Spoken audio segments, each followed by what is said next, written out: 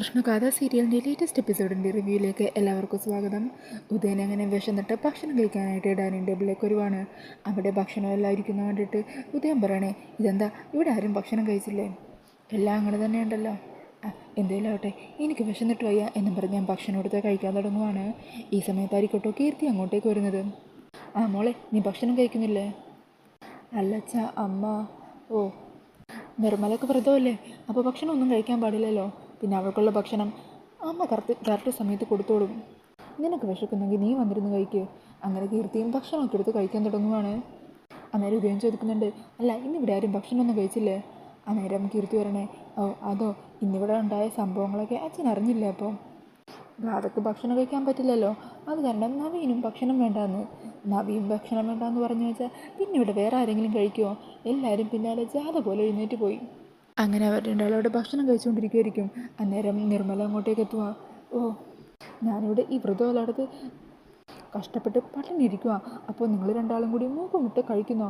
എന്നെ ഒന്ന് വിളിക്കുക പോലും ചെയ്തില്ലല്ലോ. അതിനമ്മക്ക് ഭക്ഷണം കഴിക്കാൻ പാടില്ലല്ലോ. ആര് പറഞ്ഞു? എനിക്കിവിടെ വിശന്നിട്ട് കണ്ണ് കാണാൻ പറ്റുന്നില്ല. ആ പ്ലേറ്റിങ് എടുത്ത് കുറച്ച് ഭക്ഷണം ഇപ്പോൾ കഴിച്ചെന്ന് വെച്ച് അതാരും അറിയാനൊന്നും പോകുന്നില്ല. ആരെങ്കിലും കാണുന്നതിന് മുമ്പ് പെട്ടെന്ന് ഞാനെടുത്ത് കഴിച്ചിട്ട് പൊക്കോളാം. ആ ചപ്പാത്തി എടുത്ത് വേഗം. അങ്ങനെ പറഞ്ഞ് ചപ്പാത്തിയും കറിയൊക്കെ എടുക്കുവാണ്ടോ. അങ്ങനെ അത് വായിലേക്ക് വെക്കാനായിട്ട് തുടങ്ങുന്ന കറക്റ്റ് സമയത്തിന് മുത്തശ്ശി അവിടെ എത്തുക. നിർമ്മലേ, എന്തായി കാണിക്കുന്നത്? പൂജാരി എല്ലാ കാര്യങ്ങളും നിന്നോട് വ്യക്തമായിട്ട് പറഞ്ഞതല്ലേ, എന്നിട്ട് നീ വ്രതം തെറ്റിക്കാൻ നോക്കുവാണോ? അല്ലമ്മേ, അത് പിന്നെ വിശന്നിട്ടാ. എന്താണെങ്കിലും ശരി, തിരുമേനി പറഞ്ഞതിന് പ്രകാരം വ്രതം കൃത്യമായിട്ട് തന്നെ അനുഷ്ഠിച്ചിരിക്കണം. ഭക്ഷണമൊന്നും നീ കഴിക്കാൻ പാടില്ല. പറഞ്ഞ വിധത്തിന് ഒരു കോട്ടവും വരുത്താനും പാടില്ല. മനസ്സിലാവുന്നുണ്ടോ? ചെല്ലി അവിടെ ഗാതമോള് പൂജാമുറിയിലിരുന്ന് ഉപവാസം അനുഷ്ഠിക്കുക. മോളുടെ ഒപ്പം ഇരുന്ന് നീയും അതുപോലെ ചെയ്യും. എന്നിട്ട് മുത്തശ്ശി ഉദയനെയും കീർത്തിനെയും നോക്കി പറയണേ, അതെ, നിങ്ങൾ രണ്ടാളും കൂടി നിർമ്മലയെ ഭക്ഷണം കഴിപ്പിക്കാനോ അതോ വ്രതം ചെയ്യുന്നതിൽ നിന്ന് എന്തെങ്കിലും തെറ്റുകൾ വരുത്താനോ ശ്രമിച്ചാലും പിന്നെ വ്രതം അനുഷ്ഠിക്കാൻ പോകുന്നത് നിങ്ങളെല്ലാവരും കൂടി ചേർന്നായിരിക്കും. അക്കാര്യം ഓർമ്മയുണ്ടായാൽ മതി എന്നും പറഞ്ഞ് നിർമ്മലയും കൂട്ടി അവിടെ നിന്ന് പോകുവാണ് കേട്ടോ മുത്തശ്ശി. പിന്നീട് കാണിക്കുന്നത് സിത്താര എന്തോ ചില കാര്യങ്ങളൊക്കെ ആലോചിച്ച് ടെൻഷനോടും വിഷമത്തോടും കൂടി ഇരിക്കുന്നതാണ്. ഈ സമയത്തായിരിക്കും ഗാഥ അങ്ങോട്ടേക്ക് വരുന്നത്. എന്തു പറ്റി? എന്താ മമ്മി വല്ലാതിരിക്കുന്നത്? ഒന്നുമില്ല, ഓഫീസിലെ ചില കാര്യങ്ങളും അതിൻ്റെ ടെൻഷനും ഒക്കെയാണ്. അന്നേരം ഗാഥ ചോദിക്കുന്നുണ്ട്, അല്ല മമ്മി കൃഷ്ണയെ വിളിച്ചായിരുന്നോ? ഞാനെന്തിനാ അവൾ വിളിക്കുന്നത്? അവളവിടെ പൂജ ചെയ്യുമല്ലേ? ആ, നമ്മൾ പറഞ്ഞു വിട്ടിട്ടല്ലേ അവളവിടെ പോയിരിക്കുന്നത്. അപ്പോൾ അവളുടെ കാര്യങ്ങളൊക്കെ നമ്മൾ അറിയണ്ടേ? ഏത് നിമിഷവും സർപ്പദംശനമായിട്ട് മരിക്കാനിരിക്കുന്നവളല്ലേ അവൾ. അപ്പോൾ അവൾ മരിച്ചോ ഇല്ലയോ എന്നൊക്കെ നമുക്കറിയണ്ടേ? ഈ 41 ദിവസത്തെ പൂജക്കുള്ളിൽ അവൾ മരിക്കുമായിരിക്കുമോ?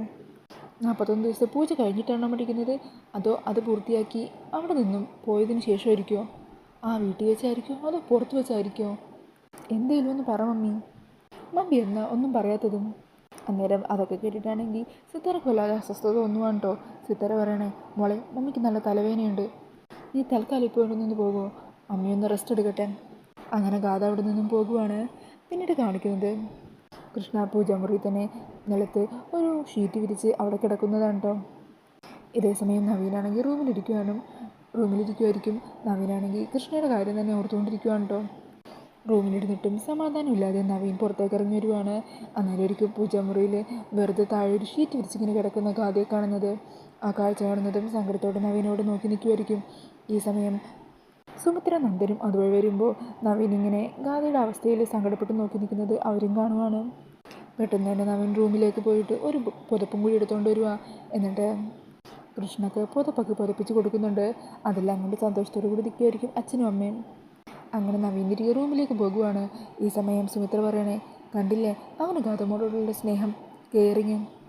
ഞാനും അമ്മയും ഇന്ന് നവീൻ്റെ ഈ മാറ്റത്തിനെക്കുറിച്ച് തന്നെയായിരുന്നു സംസാരിച്ചിരുന്നത്.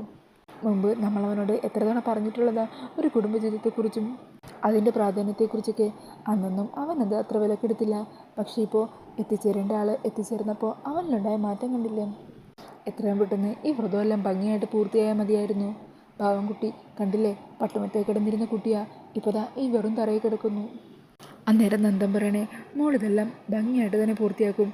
ആ കിടക്കുന്നതേ ഒരു വിശേഷപ്പെട്ട കുട്ടി തന്നെയാണ്. പിന്നീട് കാണിക്കുന്നത് സിത്താര കൃഷ്ണയുടെ കാര്യങ്ങളും ഗാഥ പറഞ്ഞ വാക്കുകളൊക്കെ ഓർത്ത് വല്ലാതെ സങ്കടപ്പെട്ട് അവിടെ കരഞ്ഞുകൊണ്ടിരിക്കുന്നതാണ് കേട്ടോ. അങ്ങനെ മുഖമെല്ലാം തുടച്ച് അവിടെ കണ്ണടച്ചിരിക്കുമായിരിക്കും. അന്നേരം ഗാഥ വീണ്ടും സിത്താരയുടെ അരികിലേക്ക് എത്തുക. മമ്മി, തലവേദന ഇപ്പോൾ കുറവുണ്ടോ? ആ, ഇപ്പോൾ കുറവുണ്ട് മോളെ. അന്നേരം ഗാഥ വീണ്ടും ചോദിക്കണേ. മമ്മി മമ്മി നേരത്തെ ഞാൻ ചോദിച്ചതിന് ഉത്തരം പറഞ്ഞില്ലല്ലോ. ആ കൃഷ്ണയുടെ കാര്യം. കൃഷ്ണ എപ്പോഴാണ് മരിക്കുന്നത്? എപ്പോഴാണ് അവളെ പാമ്പ് കുത്തി കൊല്ലുന്നത്? അന്നേരം സിത്താരക്ക് അങ്ങ് ദേഷ്യം വരുവാണ്. നീ ഇത് ചോദിക്കാനാണോ വീണ്ടും വന്നത്? അല്ലാതെ എൻ്റെ സുഖവിവരം അന്വേഷിക്കാനല്ലല്ലേ? മമ്മി എനിക്ക് മമ്മിയുടെ നാവിൽ നിന്ന് തന്നെ കേൾക്കണം അവൾ മരിക്കുമെന്ന്. അതിനു വേണ്ടിയില്ല ഞാൻ പിന്നെയും ചോദിക്കുന്നത്. പൂജ പൂർത്തിയാക്കി അവൾ അവളുടെ നാട്ടിലേക്ക് തിരിച്ചു പോകുമ്പോഴാണ് അവൾ മരിക്കുന്നതെങ്കിലും അവൾ സർപ്പം കൊത്തി അവൾ നീല നിറത്തിൽ ചത്ത് കിടക്കുന്നത് എനിക്ക് കാണണം. ആ കാഴ്ച കാണാൻ എനിക്ക് പോകണം. ഗാഥയുടെ ഇത്രയും ക്രൂരമായിട്ടുള്ള ചിന്തകളൊക്കെ കേൾക്കുന്നതും സിത്താര പൊട്ടിത്തെറിക്കുക. ഒന്ന് നിർത്തുന്നുണ്ടോ?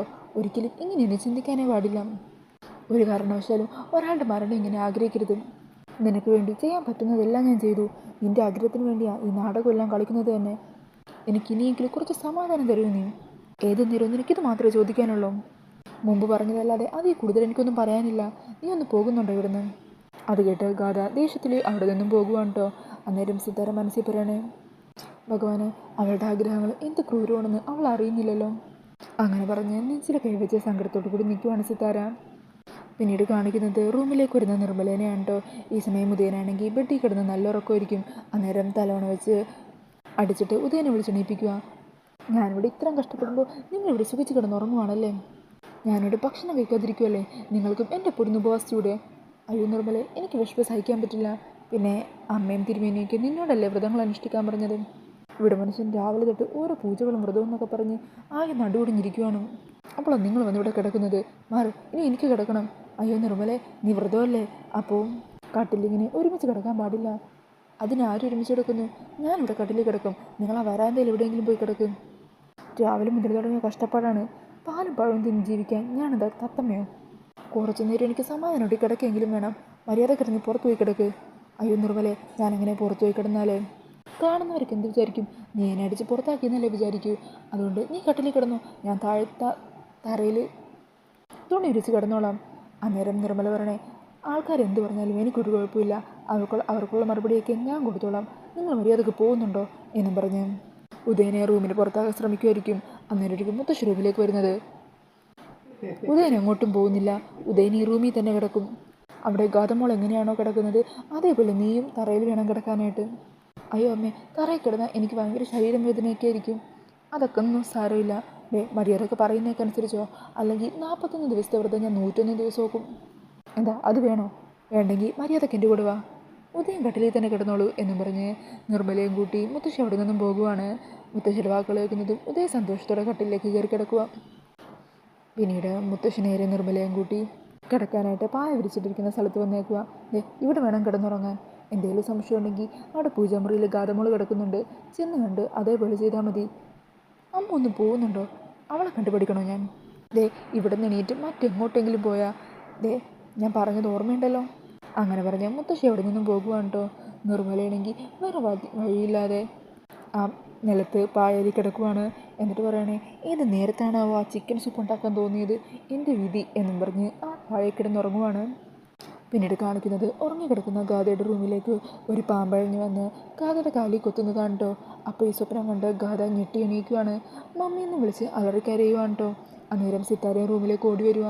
ആ സമയം ഗാഥ മമ്മിയെ കെട്ടിപ്പിടിച്ചുകൊണ്ട് പറയണേ, മമ്മി ഇവിടെ ഒരു പാമ്പ് വന്നു. ആ പാമ്പ് എന്നെ കൊത്തി മമ്മി. മോളെന്ന് ഇവിടെ പാമ്പ് വന്ന കാര്യമൊക്കെ ആലോചിച്ച് കിടന്നുകൊണ്ട് നിനക്ക് അങ്ങനെ തോന്നിയതായിരിക്കും. ഇല്ല മമ്മി, ഞാൻ പറയുന്നത് സത്യമോ? ഇനി ഞാൻ കൃഷ്ണയെ പാമ്പ് കൊത്തുമോ എന്ന് ചോദിച്ചില്ലേ, ചിലപ്പോൾ അതുകൊണ്ടായിരിക്കുമോ? ചിലപ്പോൾ അതുകൊണ്ടാവാം മോളെ. നമ്മളൊരിക്കലും മറ്റുള്ളവരുടെ മരണം ആഗ്രഹിക്കാൻ പാടില്ല. പക്ഷേ എനിക്കല്ലല്ലോ സർപ്പദോഷം, അവൾക്കല്ലേ. പിന്നെ എന്തിനാ എൻ്റെ സ്വപ്നത്തിൽ പാമ്പൊക്കെ വരുന്നത്? മോൾ പേടിക്കാതെ, അമ്മയുടെ മോളുടെ അരികിൽ തന്നെയുണ്ട്. മോൾ അമ്മയുടെ മടിയിൽ കിടന്നോ. മമ്മി എന്നെ വിട്ട് ഒരിടത്തേക്കും പോവല്ലേ, മമ്മീൻ്റെ കൂടെ തന്നെ ഉണ്ടാവണം. അങ്ങനെ പറഞ്ഞ ഗാഥ സിത്താരയുടെ മടിയിൽ ഇങ്ങനെ കിടക്കുവാണ്. അന്നേരം സിത്താര ടെൻഷനോട് കൂടി മനസ്സിലാലോചിക്കണേ, എന്തായിരിക്കും മോളുടെ സ്വപ്നത്തിലെ പാമ്പ് വരുന്നത്? ഇത്രയൊക്കെ ചെയ്തിട്ടും എൻ്റെ മോളുടെ മേലുള്ള സർപ്പദോഷം മാറിയില്ലേ എന്നൊക്കെ ടെൻഷനോട് കൂടി ആലോചിച്ചുകൊണ്ടിരിക്കുവാണ് സിത്താര. പിന്നീട് കാണിക്കുന്നത് തങ്കം ഒരു ചെപ്പിൽ നിന്ന് ഒരു സ്വർണ്ണമാല എടുത്ത് കൈ പിടിക്കുവാണ്. എന്നിട്ട് ഗോപാലിനെ വിളിക്കുവാണ് കേട്ടോ. ഈ സമയം ഗോപാലിന് സുനന്ദ അങ്ങോട്ടേക്ക് വരുവാണ്. അവരെ ആ മാല കാണിച്ചിട്ട് പറയണേ, ഇത് ഞാൻ എൻ്റെ കൃഷ്ണമോൾക്ക് വേണ്ടി സൂക്ഷിച്ചു വെച്ച മാലയായിരുന്നു. ആഹാ, എന്നിട്ടെന്താ കൃഷ്ണമോൾ വന്നപ്പോൾ ഇത് കൊടുക്കാഞ്ഞത്? അവൾക്കിപ്പോൾ ഇതിൻ്റെ ആവശ്യമൊന്നുമില്ലല്ലോ. അന്ന് വിവാഹത്തിന് കണ്ടതല്ലേ എന്തോരം സ്വർണ്ണം എൻ്റെ മോളിട്ടേന്ന്. കളരിക്കലെ മരുമകളല്ലേ ഇപ്പോൾ അവൾ. ഗോപാലിനൊരു കാര്യം ചെയ്, ഇത് വിറ്റ് എനിക്ക് കുറച്ച് പണം സംഘടിപ്പിച്ചതാ. പണോ? എന്തിനാ തങ്ക ഇപ്പോൾ പണം? അതൊക്കെയുണ്ട്, എന്നാലും പറ തങ്കേച്ചി, എന്തിനാ ഇപ്പോൾ പണം? അന്നേരം തങ്കം പറയണേ, അത് പിന്നെ 2-3 ദിവസത്തിനുള്ളിൽ കൃഷ്ണമോൾക്കൊപ്പം നവീനയുടെ വിരുന്നിനെത്തുമല്ലോ, അപ്പോൾ അവർക്ക് സൽക്കരിക്കണ്ടേ, അതിനു വേണ്ടിയാണ്. അങ്ങനെ പറഞ്ഞു നിൽക്കുന്ന ആ ഒരു സീനൊക്കെ കാണിച്ചുകൊണ്ടാണ് എപ്പിസോഡ് തീരുന്നത്. അപ്പോൾ ഈ ഒരു റിവ്യൂ ഇഷ്ടമായിട്ടുണ്ടെങ്കിൽ മറക്കാതെ വീഡിയോ ഒന്ന് ലൈക്ക് ചെയ്യണേ. ഇതുപോലുള്ള കൂടുതൽ റിവ്യൂസിനായിട്ട് ഈ ചാനലൊന്ന് സബ്സ്ക്രൈബ് ചെയ്തും കൂടി സപ്പോർട്ട് ചെയ്യണേ. Thank you.